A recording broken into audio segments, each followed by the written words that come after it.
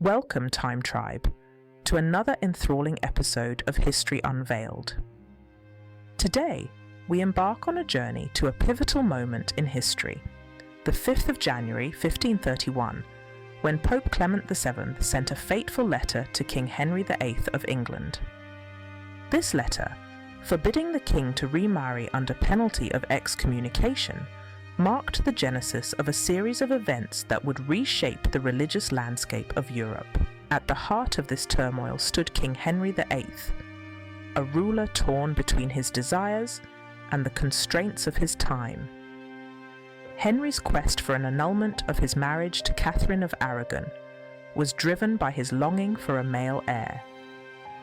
The Pope's refusal to grant the annulment, influenced by political intricacies and Catherine's connections, led Henry to break away from the Roman Catholic Church, establishing the Church of England with himself as its supreme authority. This bold step by Henry VIII echoed throughout history as a defining moment, initiating the Reformation, a movement challenging the papal authority and seeding the emergence of Protestantism. England, once a staunchly Catholic nation, was thrust into religious and political upheaval, triggering a wave of change that rippled across Europe. Now, delving into the personal sphere of Henry VIII, we encounter the women who shared his life, the 6 wives who held significant sway over England's destiny.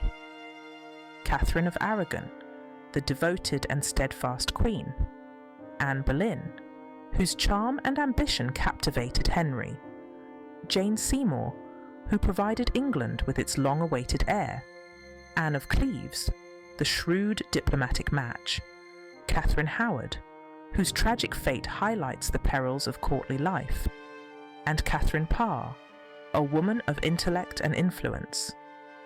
Each wife's story, a blend of romance, power, and tragedy, weaves into the tapestry of history, leaving an indelible mark. But beyond these iconic events, Henry VIII harboured lesser-known facets. Did you know of his musical prowess or his opulent wardrobe collection? Henry VIII, a figure of grandeur and contradictions, left an enduring legacy that transcends the boundaries of time. King Henry VIII as a sire was not great. In fact, he was really quite bad. He spent most of his life getting rid of each wife, of whom half a dozen he had.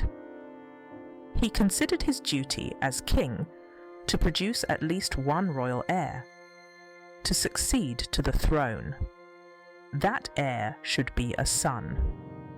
So the royal succession was clear. His first wife was Catherine of Aragon, the widow of his deceased brother. She could bear him no son, daughter Mary but one. Though she tried, she did not have another. So Henry got Cardinal Wolsey to, through Rome, get his marriage annulled. But there was no hope of persuading the Pope, though all possible strings Wolsey pulled. For his failures to gain Henry's purpose, against Wolsey, the king turned his face. He was tried in due season, and, condemned for high treason, fortuitously died in disgrace. Then King Henry dissolved all connection with the Vatican Church and the Pope. Catherine was exiled, and could not see her child, but was spared either axe, sword, or rope.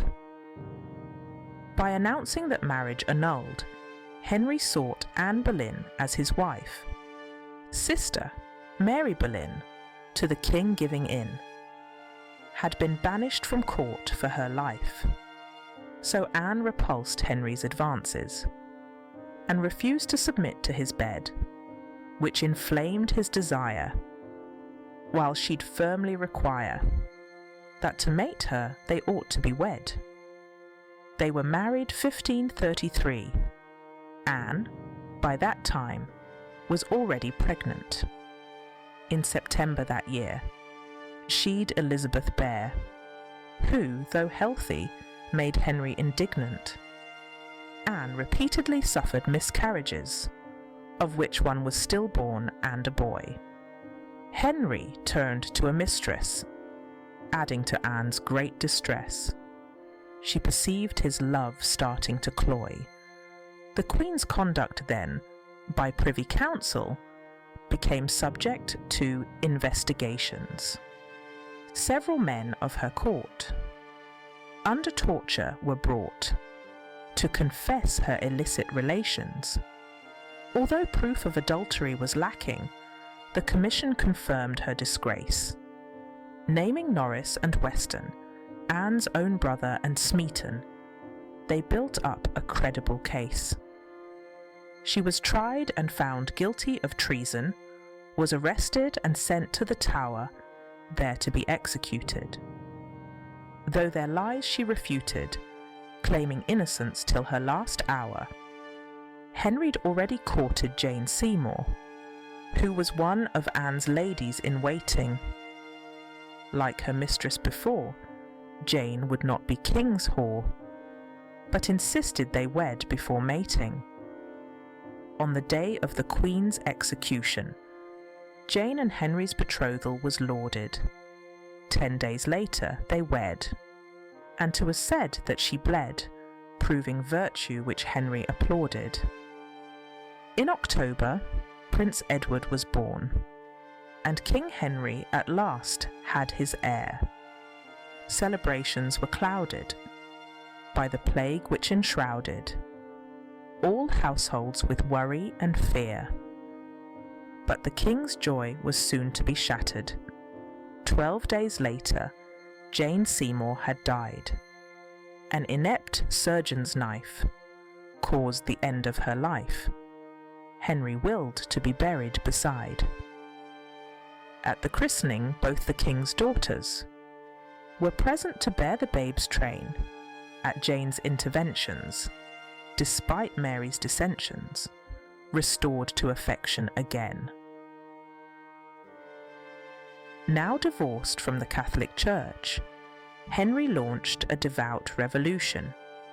He acquired, without stealth, all the monastery's wealth, during what is now termed dissolution. His advisor was then Thomas Cromwell, advocating a further affiance. With the Princess of Cleves, Anne of Lutheran beliefs, to create anti-papal alliance, Holbein painted a flattering portrait, which persuaded the king on this course, but on very first sight. He professed Anne a fright, and declared that she looked like a horse, but he could not back out of the marriage, which, at Greenwich, was thus celebrated. Although they were now wed, Henry afterwards said that the marriage was not consummated. A new mistress presented to Henry, Catherine Howard, he started pursuing. Cromwell knew such alliance would increase the defiance of the Howards and could mean his undoing. Catherine's uncle was 3rd Duke of Norfolk, whose intentions were bound to be sinister. Of the whole Howard faction, he would find great attraction in bringing down Cromwell as minister. But the king set his mind on divorce and insisted on being set free. Anne of Cleves was compliant, being completely reliant on Henry's generosity. So their marriage was duly annulled. Henry took over Anne as his sister, treating her with great favour, gave her Kent Castle, Hever, and, until his death, never dismissed her. Henry signed the death warrant of Cromwell as soon as he gained his divorce, unheard at his trial, with no chance of denial. They condemned him for treason, of course, in public at Tyburn beheaded, on the same day that Henry was wedded. Cromwell well might have thought. A king's favours are naught if the fabric of power becomes shredded. Henry, deeply enamoured of Catherine, set off on a long honeymoon. With feasting and hunting, bright banners and bunting, convinced that she'd be with child soon. The weeks passed, but without any sign that Catherine yet had conceived. Then King Henry fell ill. Progress ground to a still, while he suffered much pain unrelieved. With immediate effect upon Catherine, accustomed to revel and sport, and the constant activity of Christmas festivity, she turned to the young men at court. When the progress to London returned, Bishop Cranmer had news for the king. Catherine was accused of being sexually used by one Derham the previous spring. To clear himself, Derham maintained that to Catherine he'd once been betrothed, and he swore even graver that she'd given her favour to others, completely unclothed. This brought to light serious details. With one, Thomas Culpeper by name, she had had an affair for well over a year, and was still carrying on with the same. When informed of his wife's gross misconduct, King Henry was utterly stunned. He withdrew to his rooms, dismissed all his grooms, and all courtly activities shunned.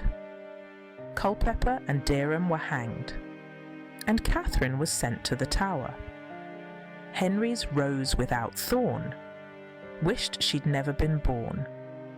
As her fate was discussed hour by hour, a bill of attainder was passed, and in February 1542, Catherine knelt at the block, half demented with shock as the axe sliced her pretty neck through. Henry took her adultery hard, and, for 18 months, single remained. When he married again, no more sons did he yearn, for his sexual powers had waned. He married a lady from court, Catherine Parr, educated and mild. She retained his affection, avoiding rejection, even though she conceived him no child. To Edward and Princess Elizabeth, the best stepmother they ever had, she was friendly with Mary, whose relations were very reserved with her reticent dad. Henry's last years were marked by bad health, though from duty he did not abstain. His ungainly gait, due to gross overweight, and leg ulcers, which gave constant pain. Although Catherine nursed him with care, his health steadily deteriorated, unable to diet.